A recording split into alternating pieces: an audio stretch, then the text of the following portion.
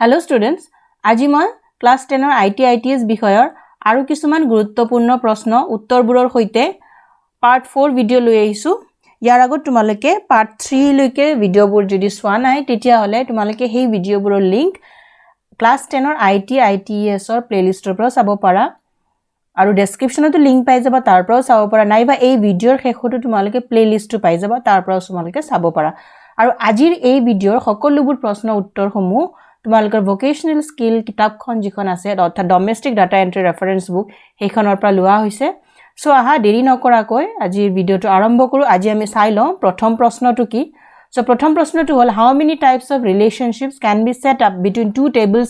In a relational database অৰ্থাৎ relational ডাটাবেসত দুটা টেবুলৰ মাজত কিমান প্ৰকাৰৰ সম্পৰ্ক স্থাপন কৰিব পাৰি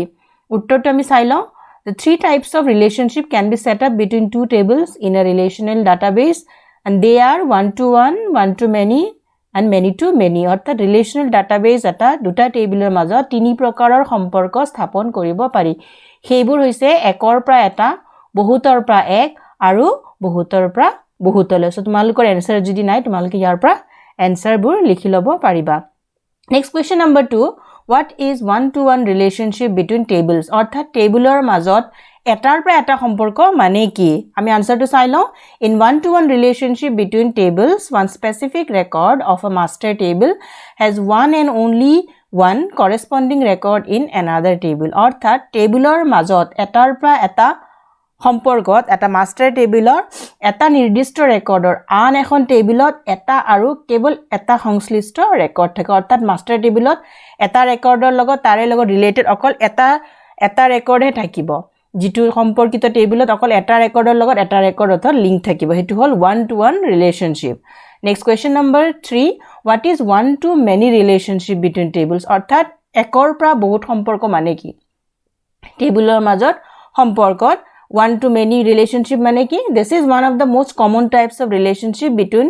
the tables in a database in this relationship one specific record of the master table has more than one corresponding record in the related table অর্থাৎ এই সম্পৰ্কত কি হয় ডাটাবেজৰ এই সম্পৰ্কত কি হয় এটা টেবুলৰ এটা ৰেকৰ্ডৰ লগত ততোধিক ৰেকৰ্ডৰ কি থাকে লিংক থাকে আন এখন টেবুলৰ সো হেতু হল আমাৰ one-to-many relationship between tables. Next question number 4. What is many-to-many relationship between tables? অর্থাৎ টেবুলৰ মাজত বহুতৰ পৰা বহুতৰ সম্পৰ্ক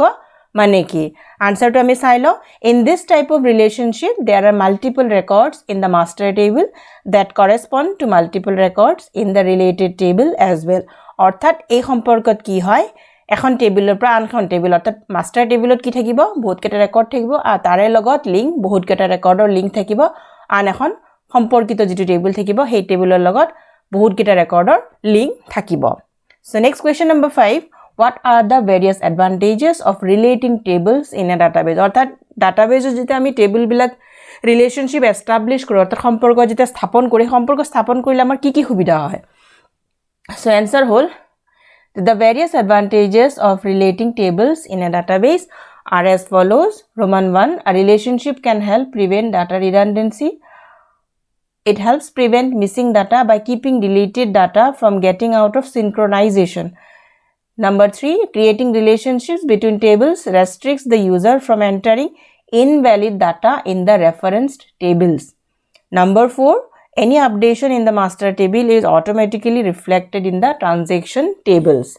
So database or table সম্পৰ্কিত কৰাৰ বিভিন্ন সুবিধাবোৰ নিম্নলিখিত ধৰণৰ Roman 1 হল যে এটা সম্পৰ্কে ডাটাৰ অত্যাধিকতা প্ৰতিহত কৰাত সহায় কৰে তা ডুপ্লিকেশনটো আমাৰ কি কৰে ৰিমুভ কৰে ডুপ্লিকেট ভ্যালু আমাৰ নাথাকে তেতিয়া ই বিলুপ কৰা ডাটাবোৰ সিনক্ৰনাইজেচনৰ পৰা বাহিৰ হোৱাত বাধা দিয়ে অৰ্থাৎ সিনক্ৰনাইজেচনত হেল্প কৰে যেতিয়া আমাৰ ডাটা ডিলিট হৈ যায় ডাটাবিলাকৰ যেতিয়া ডিলিট হৈ যায় তেতিয়া ডাটাৰ সিনক্ৰনাইজেচনটো আমাৰ কি হয় নোহোৱা হৈ যায় সো সিনক্ৰনাইজেচন নোহোৱাটো বাধা দিয়ে আমাৰ ৰিলেশনশিপ যেতিয়া আমি স্থাপন কৰো সো টেবুলৰ মাজত সম্পৰ্ক সৃষ্টি কৰিলে কি হয় ব্যৱহাৰকাৰীক প্ৰসংগবদ্ধ ক্ষেত্ৰত অবৈধ ডাটা প্ৰবিষ্ট কৰাত বাধা দিয়ে মাস্টাৰ টেবুলৰ যিকোনো উত্থান স্বয়ংক্ৰিয়ভাৱে অৰ্থাৎ অটোমেটিক্যালি লেনদেন টেবুলত প্ৰতিফলিত অৰ্থাৎ মাস্টাৰ টেবুলত আমি যিকোনো ৰেকৰ্ড যদি আমি এন্টাৰ কৰো তেতিয়ালি অটোমেটিক্যালি কি হয় যেটো ৰিলেশনাল টেবুল থাকে বা ৰেফাৰেন্সিং টেবুল তাতে কি অটোমেটিক্যালি এটো কি হয় প্ৰতিফলিত হয় Next question number 6. What is called query in a database or সমুটুকা হিসাবে আহিব পাৰে সো হেইভাবে মই কোৱেশ্চনটো এড কৰি দিছো write a short note on query অৰ্থাৎ ডাটাবেজত query বুলিলে কাক কোৱা হয় বা query ওপৰতো সমুটুকা আহিব পাৰে so next প্ৰশ্ন answer to hall a query is one of the most important feature of any DBMS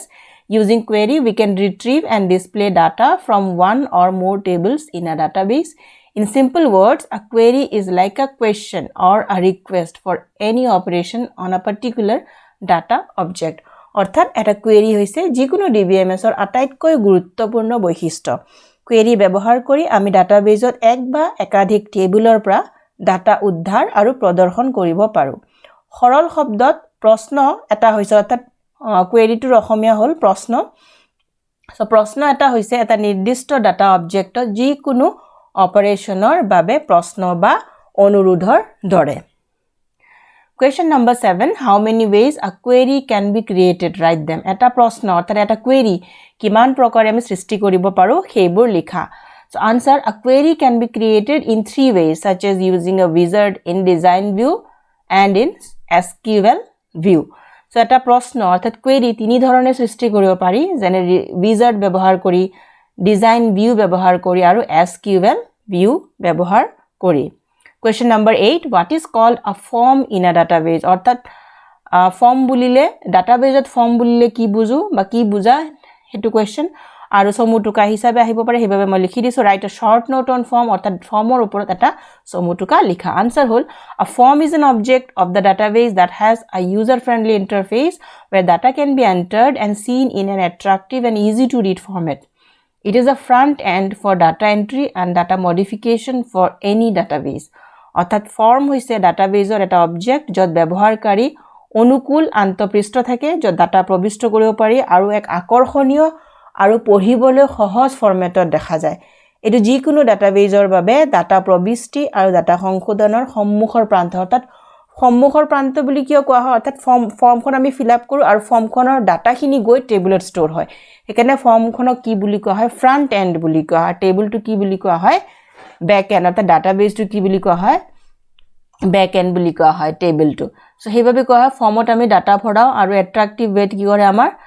ডাটাবোৰ সোৱা কি কৰে সহায় কৰে Next question number 9 how many ways a form can be created in a database অর্থাৎ ডাটাবেজত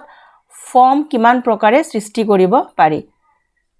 Answer a form can be created in 2 ways such as using a wizard and using the design view অর্থাৎ এটা form দুই ধৰণে সৃষ্টি কৰিব পাৰি যেনে wizard ব্যৱহাৰ কৰি আৰু design view ব্যৱহাৰ কৰি question number 10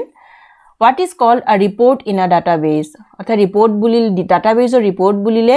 কাক কোৱা হয় আৰু সমুটুকা হিচাপে আহিব পাৰে হেইভাবে মই প্ৰশ্নটো দিছো write a short note on form in a database অৰ্থাৎ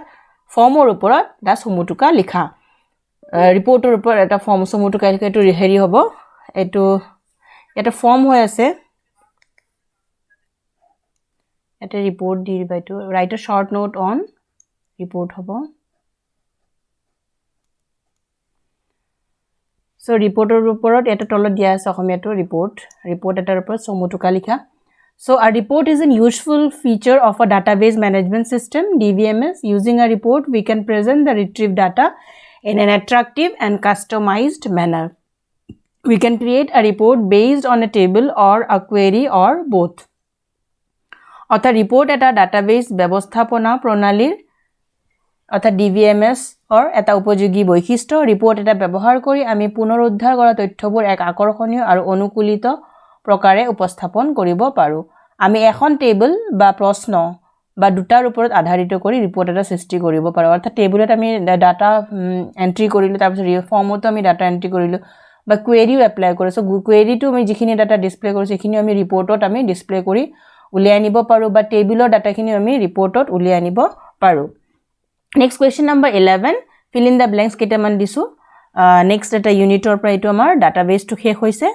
সো এটা নেক্সট ইউনিট যেটো আছে তোমালকৰ সেই ইউনিটৰ পৰা তোমালকৰ এই তিনিটা ফাৰ্স্ট লেসন টুৰ পৰা এই তিনিটা fill in the blanks মই ইম্পৰ্টেন্ট ভাইপলে উলাই আনিছো so dash deals with working on computers Number 2, most of the IT projects are driven by dash. The IT workplace must be dash অর্থাৎ dash কম্পিউটাৰত কাম কৰাৰ সৈতে সম্পৰ্কিত বেছিভাগ IT প্ৰকল্প ড্যাশৰ দ্বাৰা পৰিচালিত হয় আৰু IT কৰ্মস্থান হ'ব লাগে ড্যাশ আনসাৰ হ'ব the dash কম্পিউটাৰত কাম কৰাৰ সৈতে IT কম্পিউটাৰত কাম কৰাৰ সৈতে সম্পৰ্ক অৰ্থাৎ IT deals with working with computer next বেছিভাগ IT প্ৰকল্প ড্যাশৰ দ্বাৰা পৰিচালিত হয় কিহৰ দ্বাৰা অৰ্থাৎ সময়সীমা অৰ্থাৎ ডেডলাইন আৰু IT কৰ্মস্থান কি হ'ব লাগে IT কৰ্মস্থান সদায় পৰিষ্কাৰ আৰু পৰিচ্ছন্ন অৰ্থাৎ ক্লিন আৰু হাইজেনিক হ'ব লাগে ইংলিশৰ খিনি মই ব্ৰেকেটত দি দিছো next question number 12 what are the required resources in IT work environment write them অৰ্থাৎ তথ্য প্ৰযুক্তিৰ কামৰ পৰিবেশত প্ৰয়োজনীয় সম্পদবোৰ কি কি আৰু সেইবোৰ লিখা so answer hole the required resources in IT work environment are as follows IT কামৰ পৰিবেশত আমাৰ কি কি বস্তু লাগিব a computer machine with appropriate operating system environment proper electrical connections with earthing internet connectivity wired or wi-fi online help or e-books facility for further reading to develop skills and appropriate communication systems for communication with clients অৰ্থাৎ তথ্য প্ৰযুক্তিৰ কামৰ পৰিবেশত আমাৰ প্ৰয়োজনীয় সম্পদবোৰ নিম্নলিখিত ধৰণৰ উপযুক্ত অপাৰেটিং সিস্টেম পৰিবেশ থকা এটা কম্পিউটাৰ অপাৰেটিং সিস্টেম এটা এনভায়ৰনমেন্ট থকা এটা কম্পিউটাৰ যন্ত্ৰ লাগিব আৰ্থিঙৰ সৈতে সঠিক বৈদ্যুতিক সংযোগ লাগিব ইন্টাৰনেট সংযোগ লাগিব তাৰ যুক্ত হ'ব পাৰে নাইবা তাৰ বিহীনো হ'ব পাৰে অৰ্থাৎ ওয়াইফাই হ'ব পাৰে দক্ষতা বিকাশৰ বাবে অধিক পঢ়াৰ বাবে অনলাইন সহায় বা ই কিতাপ সুবিধা থাকিব লাগিব আৰু গ্ৰাহকৰ সৈতে যোগাযোগৰ বাবে উপযুক্ত যোগাযোগ প্ৰণালী থাকিব লাগিব সো এই কেটা আছিল আজিৰ ভিডিওৰ কেইটামান গুৰুত্বপূৰ্ণ প্ৰশ্ন তাৰ উত্তৰবোৰ আশা কৰিছো তোমালোকে এই ভিডিওৰ দ্বাৰা উপকৃত হ'বা তোমালোকৰ যিবোৰ প্ৰশ্ন নাই উত্তৰ নাই হেবোৰ ইয়াৰ পৰা লিখি ল'ব পাৰিবা সো তোমালোকে যদি ভিডিওটো ভাল পাইছা তেতিয়ালে লাইক কৰিবা আৰু বন্ধুৰ সৈতে শেয়াৰ কৰিবা যিসকল বন্ধু তোমাৰ ITeS বিষয় আছে আৰু নেক্সট পৰৱৰ্তী ভিডিওত আৰু কিছুমান গুৰুত্বপূৰ্ণ প্ৰশ্ন উত্তৰ সৈতে লগ পাম সো আজিৰ ভিডিওটো ইয়াতে শেষ কৰিছো থ্যাংক ইউ